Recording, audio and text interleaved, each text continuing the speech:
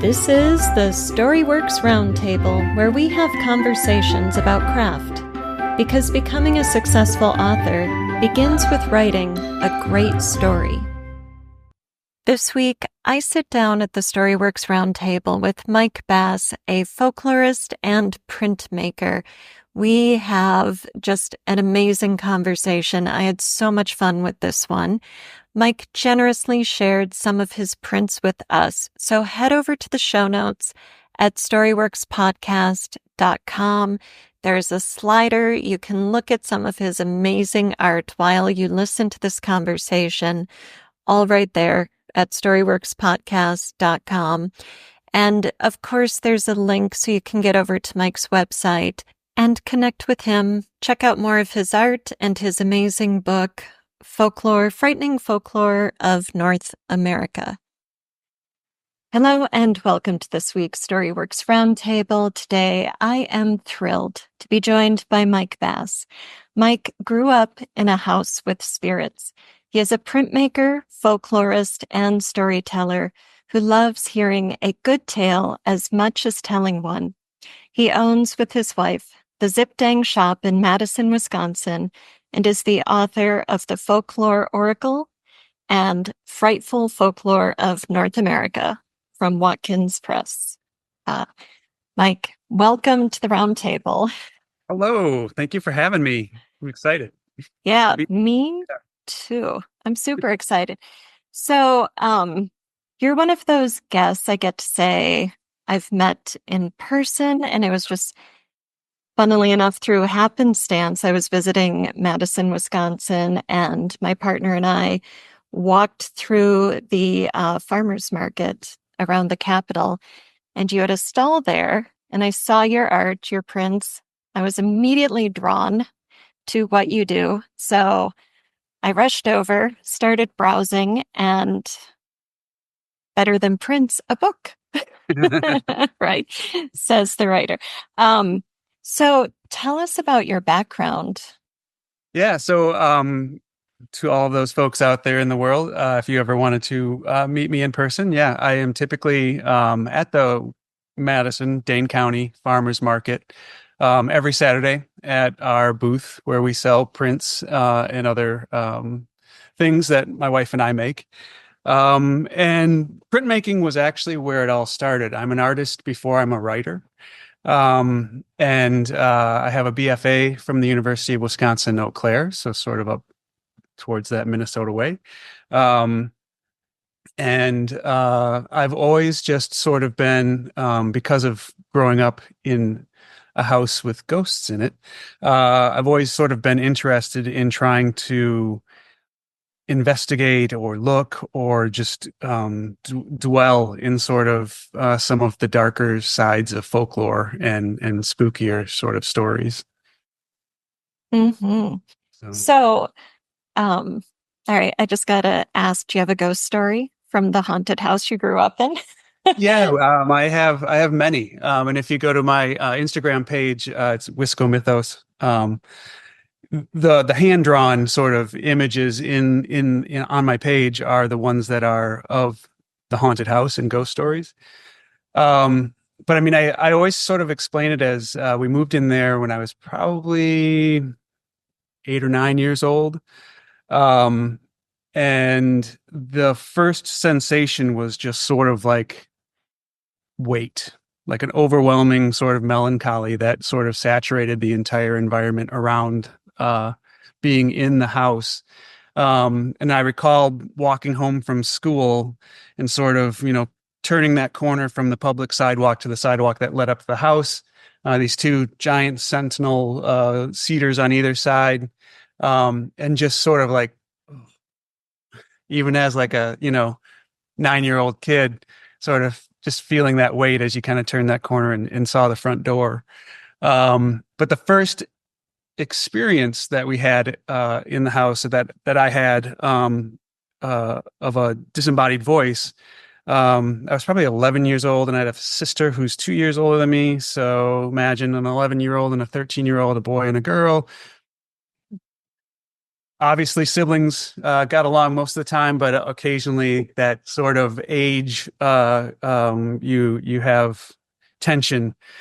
She was in this little room that was sort of a pantry, and I was by the sink, getting a glass of water. My mom took care of a few kids in the neighborhood, so there was this boy who had been in an accident and was sort of cognitively disabled playing in the other room. So he didn't really talk much. He didn't have a voice. Um, and as we were there, it sounded as if right over my shoulder in a woman's voice, someone said, "I like you." And I heard it and I leaned back and I looked into the pantry where my sister was. She also leaned back and looked over to the kitchen sink where I was. And then we both simultaneously looked out into the room where the kid was playing because that's where we seemed to think it came from. And it was a woman's voice. So it was obviously not the child that was playing with the cars out in the other room. But it was just this strange occurrence that happened. Kind of gives me goosebumps right now when I'm talking about it. But I mean, that's sort of like how so many haunting things are. It's like they happen, they occur, you feel them, you hear them, you see them, and then you're like, almost instantaneously, did that happen? And even explaining it to friends, it's kind of like the immediate reaction is, did that really happen? Mm-hmm. So it's Yeah, fun. it is fun. Yeah, and I'm thinking, wow, I'm glad the ghost said I like you, not could have gone so Right. differently, right? Yes, it could have. And I mean, that was the female ghost. We also had we believe a male ghost, and then a ghost that would randomly visit an older lady ghost. And the female ghost sort of resided in one room, and we collectively, as the Bass family, called it the ghost room, because everybody that slept in there had some sort of an experience, Hmm. and those were not as nice as when you encountered her in the rest of the house. She seemed very protective of the room that she occupied, um, and things from weird dreams, strange dreams, and people interacting with you in your dreams, and then also the for me the climax was waking up with the bed shaking, jostling around, me jumping out of it, standing in the hall for about a minute, looking back into this darkness, and then going to sleep on the couch. Wow. Well, Yeah, yeah, fascinating. it is fascinating, and it sounds like a perfect origin story for what you're doing here. Has your art always um had kind of the same thematic elements in it, the darker folkloric Um, haunting? Uh, yeah, I think. I mean, I do some folklore that is nicer. I have a few tales that are more encouraging. One of them is the Fox and the Fiddle, where it's sort of I believe it's a Scandinavian folk tale that sort of the fox, he can't sing, but he wants to make music like the birds, and he finds a fiddle, and because he's clever as a fox, he's able to figure out how to play it and make music. So it's kind of a tale that goes along with finding your craft and then enjoying it. Mhm. So I do have some that are like that, but I think when I first began doing printmaking, screen printing, and woodcuts, it was sort of a way. What I found nice about it is that it was a way to sort of put a face and a name to the things that scared me as a child or that were Mm, frightening as a child. Because as we know in folklore, the ability to put a name and a face on something sort of takes away the power of it, and you can sort of define um, define it and then be aware of it, right. protect yourself from it. Yeah. Yeah. So because you have an fine arts degree, when in your art making journey did you start seeking out the folklore and writing it up and pairing it with the art? So I've always sort of dabbled in writing, like keeping not necessarily a diary, but writing about things that were occurring in my life. And that started in college. Later on in college, but I never really thought that it was for me. Um, and looking back and reading some of the stuff, I'm like, oh, hey, that's actually pretty good. Yeah. um, and so it was probably the early aughts that I started a series of prints that were specifically Wisconsin sort of cryptids or folklore based prints. And I have worked in advertising throughout most of my life. And so I had a few of my writer friends to sort of help me with writing them.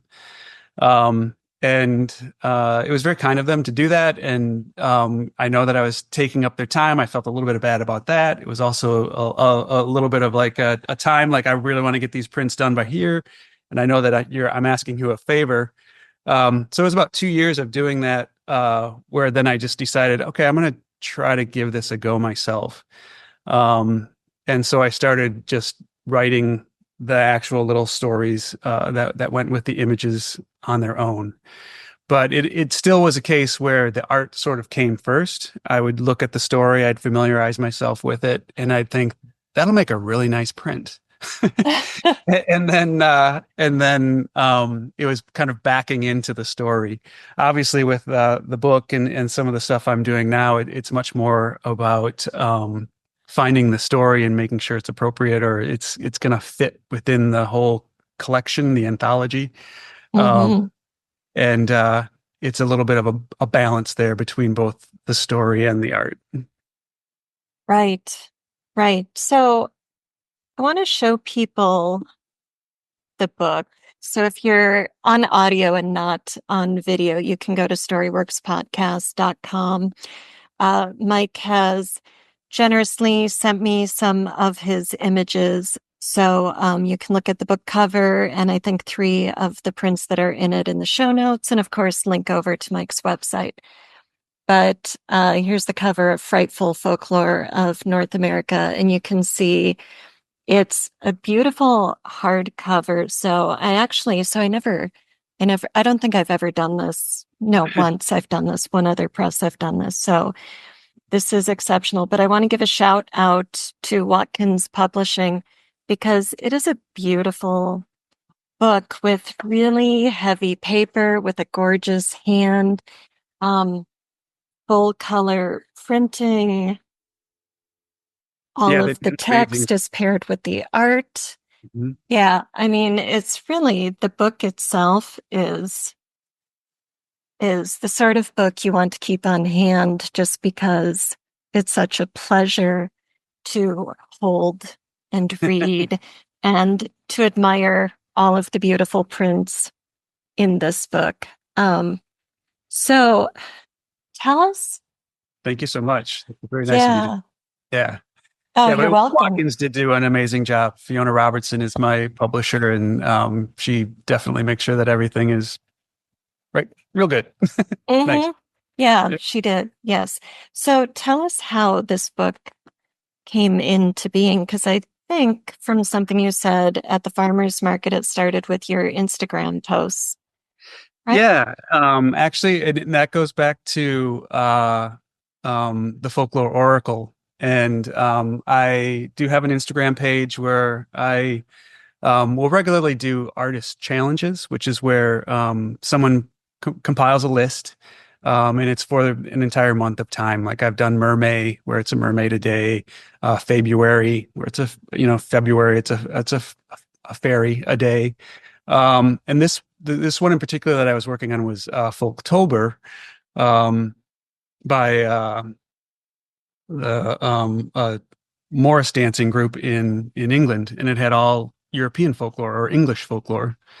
And so Fiona just happened to see a lot of the work that I was doing, that there was these wonderful stories that went along with also wonderful images, and asked if I would have any interest in doing an oracle deck.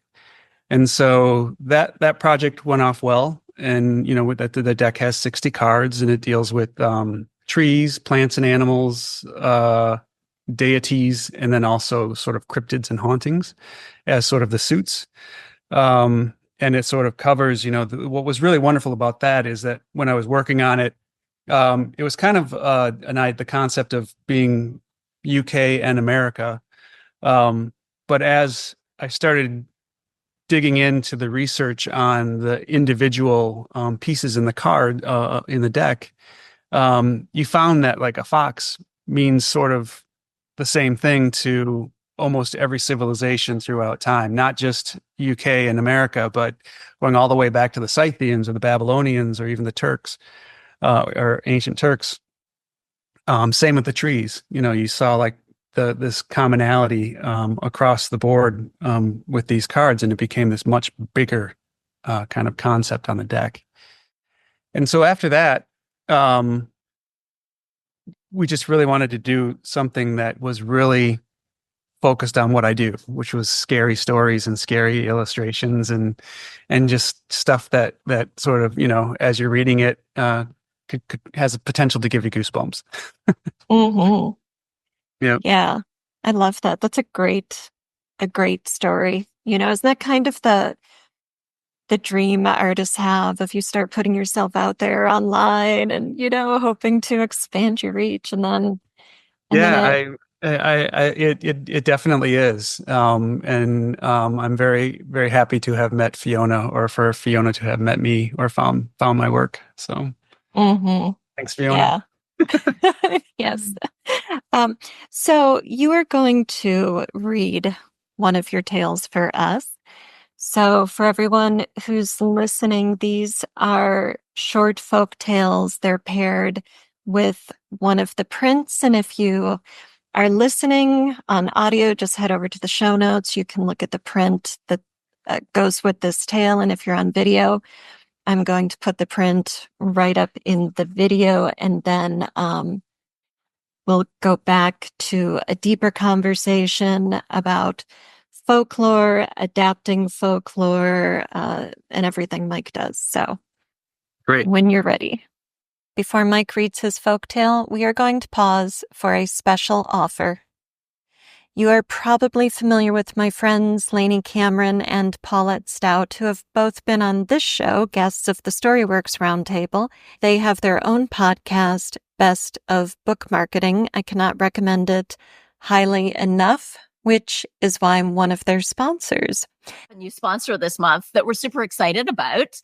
Alida Winterheimer is the author of the Storyworks Guide to Writing. It's a series of craft books, and she's a coach, she's an editor, and most importantly, she offers MFA level writing workshops, and she's done something really cool. She's actually offering a special discount just for our listeners on the podcast. If you're hearing this, you can get 10% off her upcoming workshops. When you see us recommend someone or have them as a sponsor, it means we have a level of confidence in them and that they have something of value. So I think that's kind of important to say because yes, Alida when someone is sponsors us, amazing. Definitely check that out. And there's BBM Love, folks. So she knows you came from here and you get the special super juicy discount secret. There you go. We are sharing the love across Best of Book Marketing and Storyworks Roundtable. So if you heard that, you can go to wordessential.com/workshops and enter the password BBMLove to save 10% on my upcoming workshops on character development, plot arcs, and point of view. You can get the description of the courses, all the details you need at wordessential.com/workshops. And as always, if you've got a question, just reach out. I answer my emails. All right, now back to the show with Mike Bass reading one of his folktales. All of these stories are from throughout North America. Some of them from cultures and folks who speak languages that I don't necessarily speak. So when I stumble across some of these words, just be knowledgeable of that. But I'm going to do the Chichiriku, which is sort of a diminutive sort of little person that lives in Cuba. All right. The nocturnal jungle is alive with sound. Small animals scurry about and a choir of insects sing. In the distance, a larger, more predatory creature bellows into the night, as if giving fair warning of its approach. In the darkness of the woods, the snap of a twig could be the result of a large mammal's footfall, or it could just as easily signal the arrival of a terrifying creature unknown. Just as the indigenous peoples who made their arduous journey to this land are cousins to those they left behind so long ago, so too are the Chichiricos, cousins to the goblins and gnomes of the old world. Facing new hardships and threats on their travels, the Chichiricos had to adapt and evolve over time. They became leaner, stronger, and more capable of hunting with just their hands, claws, and teeth. They live near water and still prefer the darkness of night over day. They spend most of the daylight hours slumbering just below the water's surface, only coming up for an occasional breath. Their fearlessness and tenacity to protect what is theirs only grew stronger from one generation to the next. To them, this new land was paradise compared to the barren and frigid tundras of the north. And the Chichiricos were joyful in their new home, as well as aware of the dangers of outsiders. This is their land, the night is their time, and here in the darkness, your unwelcome presence could be considered trespass. Chichiricos are often found playing near a body of water at night, dancing in the cascading rapids of a waterfall. Giggling and jovial, their long bodies slap the water's surface as they tumble from great heights in a jubilant display of aquatic acumen. The sight of them will fill you with an unimaginable delight. Their childlike mannerisms and pure exuberance will lull you into a false sense of security. At last, you allow yourself to laugh, a brief but audible giggle that stops short when you see a head turn, revealing two glowing eyes looking back at you. Then there are two more, until there are innumerable pairs of eyes staring at you from the darkness, burning embers as countless and voiceless as the stars overhead. The Chichiricos have stopped laughing, the sound of their merriment now replaced with vicious whoops and hollers that precede your dying screams. Wow. So did this particular tale call to you when you were thinking, okay, which one? Because you've got quite a few in here to choose from. Is this one a favorite, or was it just kind of calling out today?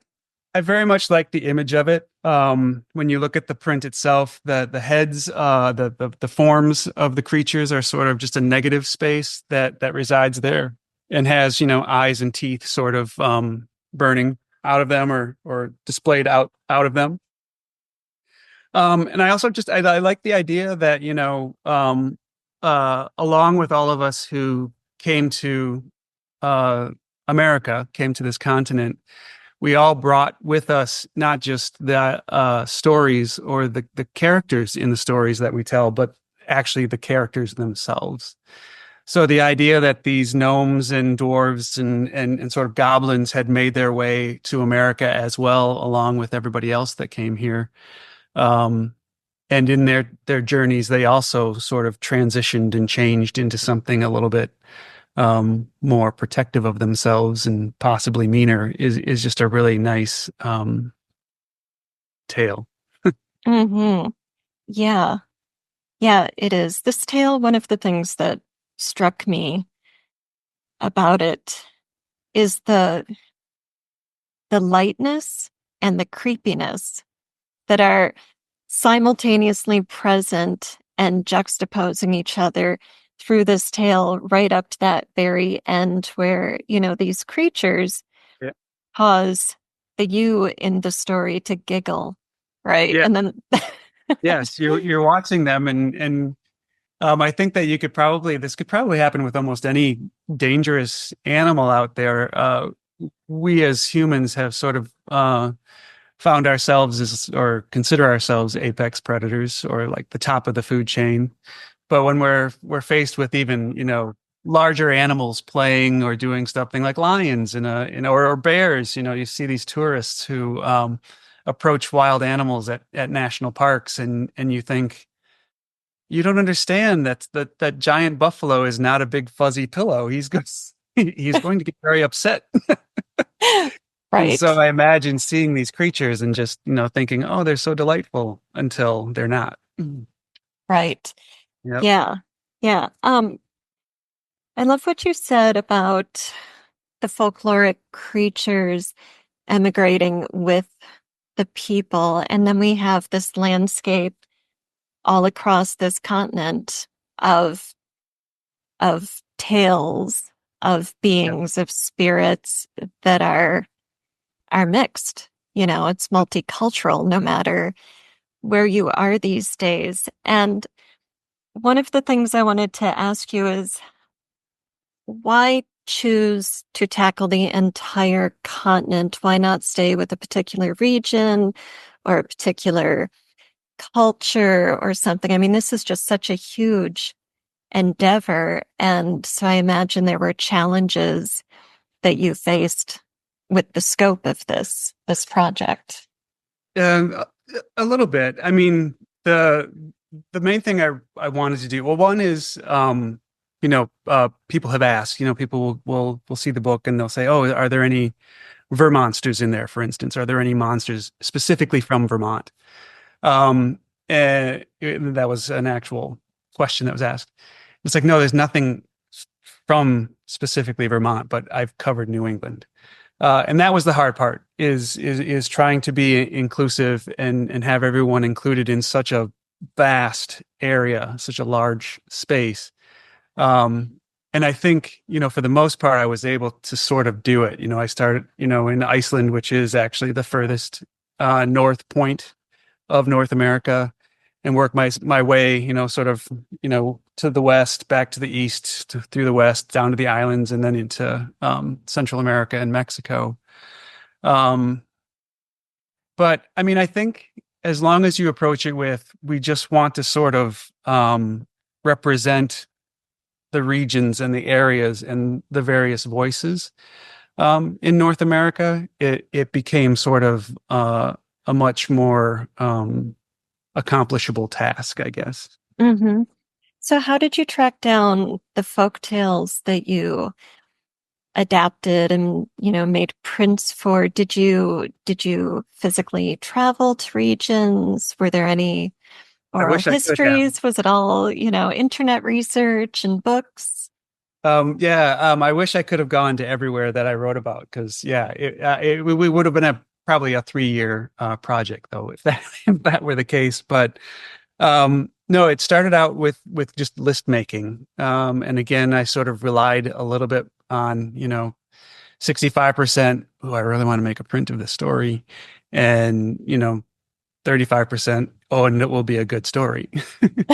So the original list was around 170, 175 different stories. And of course, given the size of the book and the scope of time, I started just whittling that back to the 75 or 80 that are actually in the book.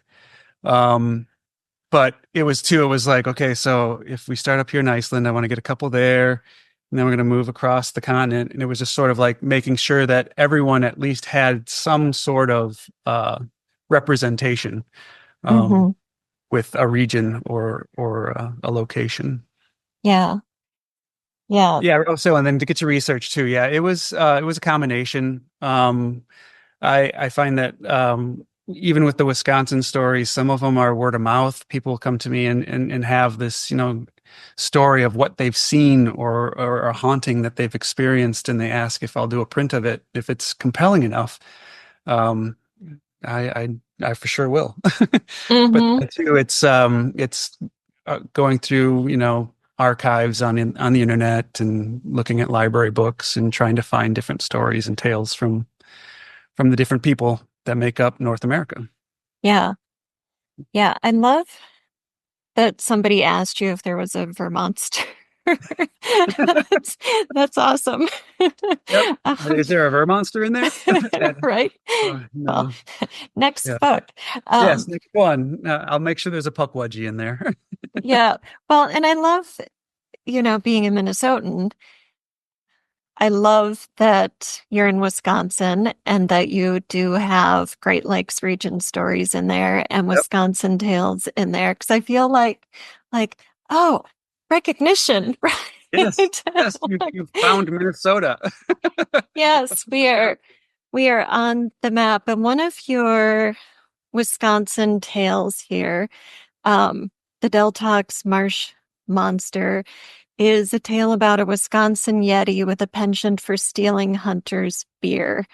And you tell us this comes from the 1960s. So first off, that's just perfect. Of course, a Wisconsin Yeti is going to have a cache of beer bottles. Yeah. And it's hilarious. When I talk about this one, it's these hunters who are out and they obviously saw something. And we do have Sasquatch, as you know, in Wisconsin and in Minnesota. Across the entire US, people claim to see these creatures. And so that's probably, if they did see this, what they saw. And then the whole idea that, it has stolen their cases of beer, and the game wardens find, just these 2 cases of beer completely squashed, smashed, drank out in sort of the marsh, leads you to wonder, did the story come after they drank all of their beer, or did the story happen when their beer was stolen by the Sasquatch? Right. Yeah. Yes. Yeah. And of course, in the print, you can see all of the beer bottles in the snow around the Sasquatch feet. So what differences have you observed in the traditional folklore and the modern folklore, the stuff coming forward in the 20th century, or perhaps even more recently? What are some of the similarities and differences? Technology is so different today. We're a more scientific culture, I think a lot more skeptical about anything that just can't be, proven in a lab. So I'd love to hear your thoughts about traditional and modern folk tales. Well, I think what remains the same is that there's sort of a bit of a cautionary tale with most folk horror or scary folklore. There's, from, some of the, what we would call almost urban legends today, right? So Slender Man to the Black-Eyed Children. I don't know if you've heard that one or not. To any sort of creature. I think I have one in there that was also from the 60s, Crybaby Monster that was down in Albuquerque. There's this sort of, if you don't know what the thing is, you should be careful around it. And that goes all the way back to, the Hansel and Gretel, to, some of the early tales about, children being in the woods by themselves and being abducted or taken away. And it's sort of that cautionary, don't be reckless, don't go out in the woods by yourself. I think where it gets different is that there's just more modern angles to it. Slender Man is this giant creature that's, wearing a suit, kind of, almost, dressed up. Or if you start talking about the Men in Black, with UFOs, again, they're, driving K cars, and they're showing up, and they're taking any evidence that you might have of a UFO encounter. And again, there's this sort of like, you still have that, not necessarily trusting folks that are just showing up out of nowhere or looking differently than you. But it's obviously been completely modernized to sort of our time and what we're familiar with today. Mm-hmm. Yeah. Do you think the tone of modern myths and legends, the sort of folklore, has a more humorous or has more levity to it, kind of like the Yeti who's taking beer, or maybe because of that skepticism, we've distanced ourselves a little bit from the power that these folk tales are maybe describing or trying to reveal to us, the power of the unknown and the unseen, which is threatening. Do we kind of make light of them? I definitely think in cinema we are. You see a lot of, sort of horror or folk horror, kind of almost comedy. Mm-hmm. where it's, I mean, Scream is sort of a case of that, where it's, the serial killer sort of genre, but it's funny because it's, teenage kids and it's tongue in cheek. So yeah, I definitely think that there is that happening. I think that a lot of that is because fear used to be a thing. If you look back to our ancestors, that our ability or our our intellect to recognize the signs of fear, so sweaty palms, hair standing on the back of your neck, anxiousness. For those of us who survived and made it to modern era, those sort of cues or symbols told us to run, told us to either prepare to fight or to go find some safety. But I think today what we have is we're, again, like going back to we're sort of top of the food chain for the most part. So fear is something that we can interact with almost more as like an amusement park ride. Right. So we can sit down on the couch, we can flick on a movie and we can watch the scary stuff happen. And if it gets too intense, we turn the movie off. Or if we're reading a book and it gets too intense, we're like, oh, I'm going to, read something else. So I think Right. that, fear has become sort of a thing that we, when we're in control of it, like I said, sit on the couch in your home with your dog right next to you, light on in the corner. We seek out. It's a thrill. It's an enjoyment. Mm. You Yeah. have it with popcorn. Yes. Yeah. That's interesting. It makes me think about the role of modern comforts and technology sort of distancing us from the natural world, but also from experiences with the unknown. If you go walking through the woods because you hike or camp or hunt as your, Yeti finding friends, it's a different way of being because the sounds around you, right? If that's not your natural world, the sounds are unfamiliar and you tune in and you don't know what's out there and you don't know where it is. It's the idea of something lurking unseen. Yep. I mean, even too, like, for most, like, yeah, if you're at a state park, national park, even the trails are very well marked and you can kind of, that like, oh, I'm in the woods, but I'm pretty safe. But when you actually, go off trail or you go out there, where it does get a little less comfortable, a heavy sounding, branch breaking can definitely send you running. Yes. Yeah.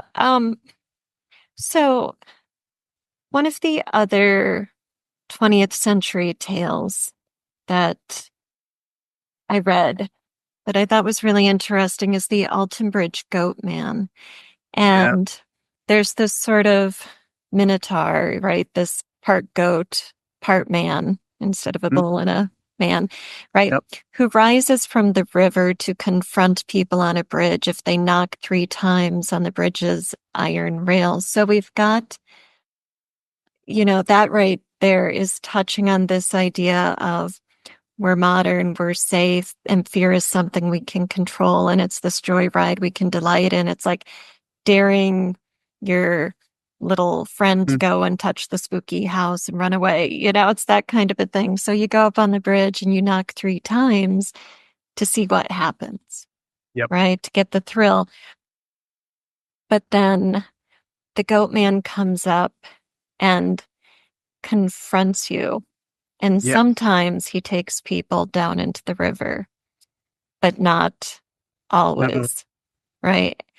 And then you tell the story behind the story about a historical event. And so this Alton Bridge is a real bridge in Texas. Yep. And do you want to share the story behind the story? Yeah, and I'll preface it with, folklore is not always honest or truthful. Like there's no necessarily, it's not necessarily founded in fact, or it's not necessarily telling a story that can be tracked down. So this is a case of it. this story, no one has ever verified that it has actually happened, but it is just the origin story of this goat man. And there are a number of goat men around the United States and even in Europe, and they all have sort of an origin story that kind of is a bit fanciful or even just tragic. So in this case, it's sort of during the Jim Crow era in Texas, and this goat herder, who's an African American, has sort of made good. He's figured out a way to deal with the community and deal with the rigors of raising a goat herd, and he's doing well with his business, so well so that several of the folks in the city or the town nearby take notice and sort of get jealous of it and want to sort of shut it down.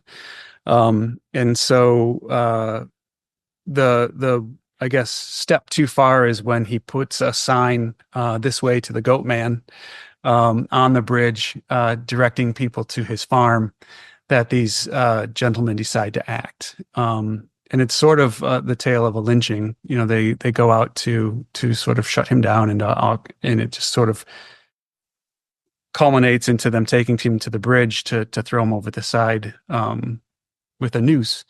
And what happens is, when there should be the snap, there's nothing. It's as if he just disappeared. And so then he comes back and seeks revenge on all of those men. And most, like where you say he doesn't attack everybody, he only attacks certain people.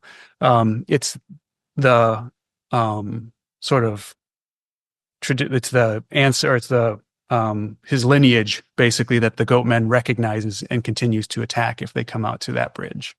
Mm-hmm. So the children and descendants of the men who hanged him. Right. Or tried to. Right. Right. And, you know, one of the things I'm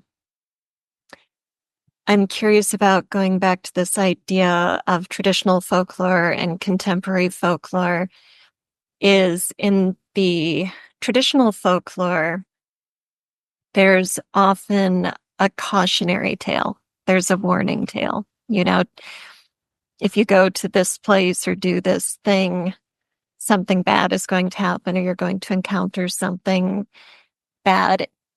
And I'm wondering if the modern folklore, where we see stories like this, where it's a tale of vengeance or of justice, it's holding a mirror up to the dark part of humanity and saying, look at what people are capable of, right? Mm-hmm. And it's that reminder, the goat man, whether the origin story is true or not, and whether there's really an entity at a bridge or not, the role of the goat man is to be an echo of what has lurked in the hearts of men and what people are capable of, so that we don't forget, right?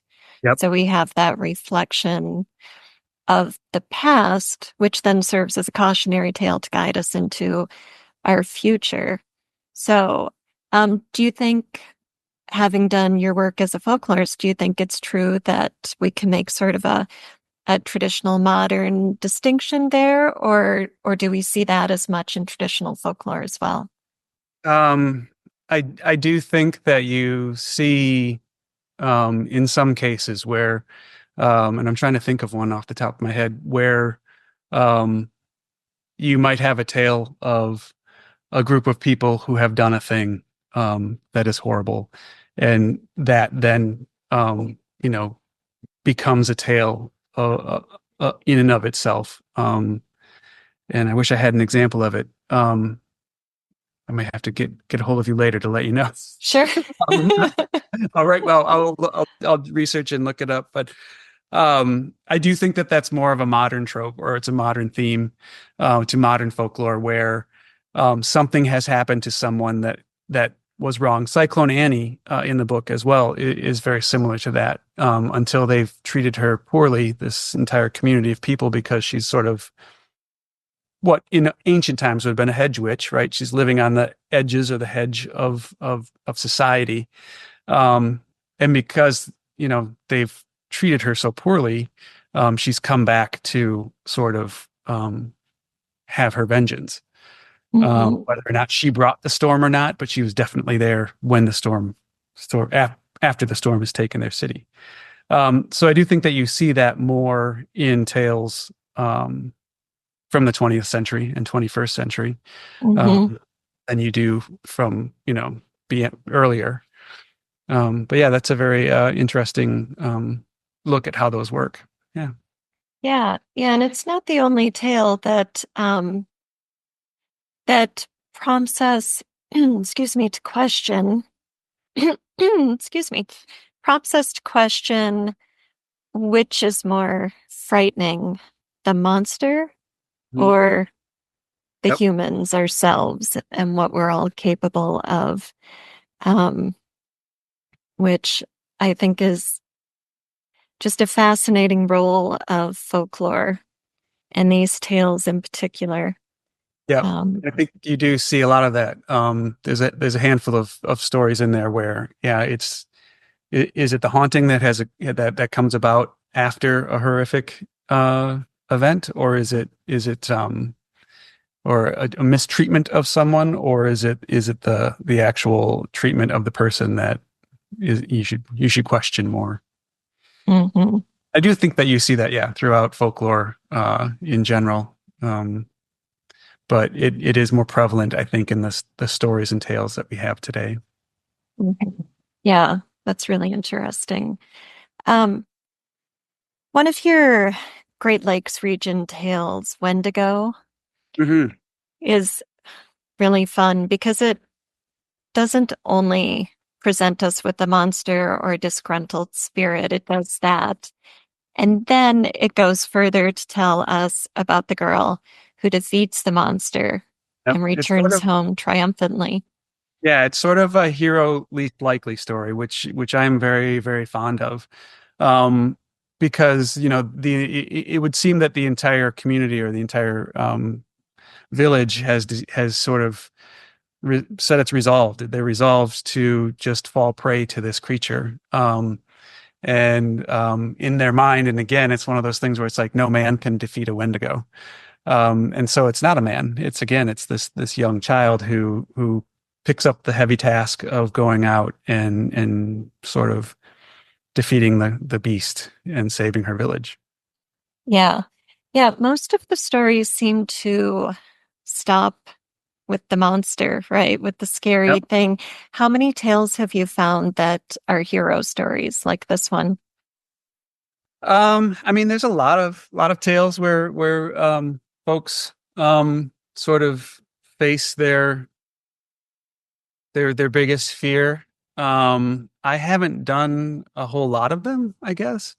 But because usually, like, some of the most interesting ones in the book for me are where they've been written sort of from the vantage or the point of view of the creature. Like, I think you showed one of them, the Socoyant, which is sort of a Dominican Republic vampire type creature, where you can tell the story and sort of convey the essence of the folktale through how that creature acts or what they do, is sort of kind of one of my favorite ways to write about them. So yeah, the book doesn't have sort of that many hero stories. Or defeat of the monster story. Yeah, defeat of the monster story. Yeah, that one sort of it's just such a dear story that I felt like it had to be in there. And the Wendigo itself is one of those creatures where I think when you saw such a massive group of people coming to the States, coming to North America, from Europe, immigrating here, and the people that were here, the indigenous folks, that had to sort of like deal with this influx of humanity coming at them. even the cultures that were coming here, you had different nationalities coming, and it wasn't like they were necessarily just like living next door to each other or brushing up against each other. They were like colliding. They were smashing into each other. So you have this amazing situation in North America where stories weren't just being told by a different person moving on. They were being told by somebody with a different accent or even a different language and different sort of cultural values and cultural background and sort of things they held dear versus things that they were afraid of. So you see all of these stories just sort of taking on a new life of their own in some cases. And it is similar with the Wendigo. If you speak to an indigenous person, and there you hear their story about them, it's sort of a demon that can possess a person. So it's a demon or a spirit that is malevolent, cannibalistic, and comes during the winter and lean times and sort of causes you to consider eating your fellow man, become a cannibal yourself. And once you do that, then you become the thing that the Wendigo is, manifest. I remember my father and uncle telling stories he had a little basement workshop, and the Wendigo stories that they told, it was more of a manifestation of nature or winter itself. It wasn't necessarily going to possess you. It was more like the Donner Party going, across the Sierra Nevadas, and they get in a jam, and it's like, what else am I going to do besides, this person who's passed away over here becoming a meal? And it is more like humans sort of reacting to what nature has dealt them or what the world has dealt them, and making tougher, that decision to do that. Right. Right. That's really interesting. In the native traditional folklore, the Wendigo sounds like a tale that establishes and reinforces a taboo, specifically around cannibalism. Because if you violate the taboo, it changes who you are in some fundamental way, right? Whereas in the modern, white adapted version of the folklore, I say white because we have lots of white immigrants to to the region. We aren't just Norwegian or German or whatever. It shifts. The meaning of it shifts, and so perhaps the fears or the interests of the society, the things that hold it together, are different. And so if you take on this folk tale, if the folk tale becomes part of your story canon, the meaning will shift naturally, right? Yep. That's so interesting. Yeah. I think too, it's just it's that case of retelling it. And it's again, not just another person with your same cultural values and cultural, upbringing, but it's going from the story. And that's a significant part of folklore and folk tales, is that the story travels and there's also variation. And that's what makes it the most interesting, because you get to see what sort of the people who are telling it, who they are, as well as the time that they're telling it in, and what those two things or other factors affect how the story is told, or what it stands for. Yeah. Have you found many folk tales where you were able to see different versions of it as it's traveled through time and across cultural boundaries? Yeah, I mean, vampirism is a significant one, that you can see tons of tales about it. Those all start sort of in the Balkans, or the Baltic area, and it's that idea of the importance of blood. And if you think back to probably the earliest humans, blood was considered a life force. You knew that if you got cut, this fluid that was leaking out of you, if too much left you would die. So it was very much, I think, from even primitive man, the idea that blood is worth something. It's valuable. It's a thing that makes us survive. And throughout all of that early sort of vampire tales, creatures that would drink blood to sustain their lives, there was always, the light of day was a problem for them. Mm-hmm. Not having the ground that they needed to sleep in was a problem for them. Silver, because it's the sun's metal, was a problem for them. But it wasn't until sort of after the Reformation and the Christian church's involvement in sort of the vampire story, and they sort of became akin to witches, even, where it was like, well, we are drinking Christ's blood in church to fulfill us religiously. The vampire is drinking, the devil's blood or other people's blood to sort of continue their life in a dark sort of way.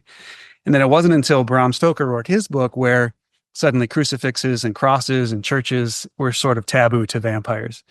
So you see this transition from just these creatures that are sort of like almost zombie-esque, looking for blood to drink to sustain themselves through the Reformation, and how it sort of changed there, to Bram Stoker writing that Christianity was actually a thing that could stop them. That we get the modern vampire, which is afraid of, crosses. Right. And all that sort of stuff. Huh. Yeah, that's really interesting. Thinking back to the idea of sacrificial blood spill in lots of different rites, lots of traditions globally, and what we were saying about the Wendigo tale and a taboo around cannibalism. I wonder if there's a connection there with the early vampiric tales, that if you drink a fellow human's blood, right? Yeah. There's a taboo there that changes you. It turns you into the zombie creature of the night who's, Yeah, every survival is to continue yeah. more blood. Yeah. Mm-hmm. Yeah. Yeah. Oh, But it's that's interesting. Yeah, there's an entire, there's a lot of folktale around blood. Like they used to, paint, blood onto the cornerstones of buildings to make sure that they would stay, and this is like Babylonian times, to even in Europe and Germany, it was thought that drinking the blood of executed criminal would cure epilepsy, which of course it did not. But they would still try, right? They'd be there waiting right at the edge of the executioner's axe for a drink of convict blood. Ew. Yeah. So when the Wendigo tale transitioned into European settlers' folklore, did they maintain the little girl and the tallow she drinks to defeat the Wendigo? No, I think that story, or that part of the tale, is original. I tried to keep that close to tradition as I could, just out of courtesy and respect. Right. No, that definitely comes through in this version of the tale. I was just wondering if in later versions, if other people maintained the girl, or if they just stopped with this force of nature.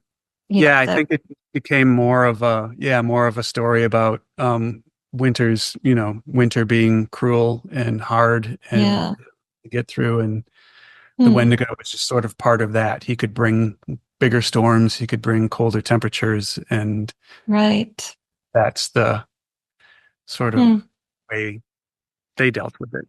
Yeah, it's so interesting, the light that folklore sheds on humans, human society, our culture, our values, what threatens us, what social mores and boundaries we establish for ourselves in community and in our interactions with nature and the world around us. I think this is just fascinating. One of the other tales I wanted to chat about is the Gitchy Gammy Goonch, which Yeah. Yeah. tickles me because, of course, as I said, I'm a Minnesotan. Yep. I'm also a sea kayaker. And so Gitchy Gammy or Gitchy Goomy, you hear it pronounced variously for anyone who doesn't know, is the native name for Lake Superior. And the St. Louis River flows into Lake Superior right at its tip at the border of Minnesota and Wisconsin. So on one side is Duluth, on the other side is Superior, Wisconsin. And the goonch seems to be this monster catfish that is some sort of like toxic waste phenomenon who swam out of the St. Louis River estuary into Lake Superior and now feeds on scuba divers. Yep. Scuba divers or anybody else that has the misfortune of falling into Lake Superior. Yeah, well, hopefully Yeah, not sea kayakers. yeah, yes, yeah. I don't think they'd knock you off. He'd knock you off. It'd knock you off. I don't know if it's a male. Yeah, hopefully not. But yeah, if you think of the St. Louis, it starts sort of in that northern part of Minnesota and works its way down through probably some of the most I don't know if that's the Porcupine Mountains up there or not, but or Gooseberry Falls. I can't remember which side of it. Gooseberry Falls is further up the North Shore, but yeah. These then are over in the UP. I get them confused a lot. But it sort of goes through a lot of very nice terrain before it ends up becoming sort of tamed in concrete sides and rebar and just different companies and corporations and things that have poured in there. And I think this is a pure case of modern folklore because it sort of gets into that whole idea of like you need to keep things clean. You need to be a naturalist. You need to sort of like mind what you have, what you've been given, and take care of it, or bad things will happen. And in this case, the bad thing that happens is this monster catfish able to sort of find its way to prey that may or may not be human. Right. Right. Well, yeah, it's too bad it's feeding on scuba divers instead of the industrialists who polluted the St. Louis River there. And it does, when I was last sea kayaking up there, I did an estuary trip, and there's some really beautiful shoreline through there, especially on the Wisconsin side where you have a lot of little kind of bays in these fingers. But one of the landings where we launched our kayaks over on the Minnesota side, there's signage and of course kayakers talk. And one of the things that came up, I don't remember if this was something I heard or something that was actually posted on a sign, but getting in and out of our kayaks, we didn't want to have our feet in the silt, right? Yep. Because there's all of this toxic waste that hasn't been cleaned up yet that's still sitting in there. And the more you stir it up, the worse the water is. So no matter where we were in the estuary, it was, you don't want to do a wet exit. You don't want to Right. And that's got to be capsize tough. your boat in the estuary. Yeah, and it was calm. So, I mean, it wasn't an issue, but I certainly thought about that when I was launching my kayak. Like, okay, Yeah. what are my, yeah, how am I going to get out? Yeah, Yeah. We even see that down here in Madison. We have, that the blue-green algae blooms in the summertime, and they recommend you not let your dog swim in the lake or, go in the lake because they can get really sick or even worse. Right. But yeah. Right. You gotta take care of nature. You do, yes. And if you don't, nature will come back to bite you. Yep. Yes. That is modern folklore right there. Yeah. Yeah. Why do you think nature takes the shape of monsters? Nature or natural forces take the shape of the monstrous so often in our folklore? Because I think throughout the entirety of our existence, man has been fighting against nature to sort of tame it. And unknown, the untamed, the uncontrollable aspect of nature is sort of that fear that, is the one that we run away from, not that we sit on the couch and enjoy. It's something that is unknown and uncontrollable and outside of our sort of realm of comprehension and control. So we make it a monster. Yeah. Yes. Wow. Well, I have had so much fun talking about folklore tonight. Yeah, me too. I love talking about it anytime. Well, is there anything we didn't talk about folklore or about your book or about your printmaking that you would love to sneak into the conversation here? Just if you have a chance to check it out, please do. Again, I'm sure you'll link to this, but it's at Wisco Mythos on Instagram. I have a website, Ink and Story, that I've been sort of ignoring a little bit. I will get back to it soon. Just check out the prints, check out the art, and read the stories. Wow. Thanks so much for having me. Looking for expert support and a writing community? My Novel Journey coaching program is perfect for experienced novelists seeking mentorship and connection. Benefit from personalized guidance, detailed feedback, and a community that shares your passion for writing while getting the challenges writers face. Enhance your craft, achieve your writing goals, and confidently polish your novel. Join me now and take your writing to new heights. Go to wordessential.com/fiction coaching and schedule your free discovery call today. Thank you for listening to the Storyworks Roundtable. Find all our shows, show notes, and videos at storyworkspodcast.com.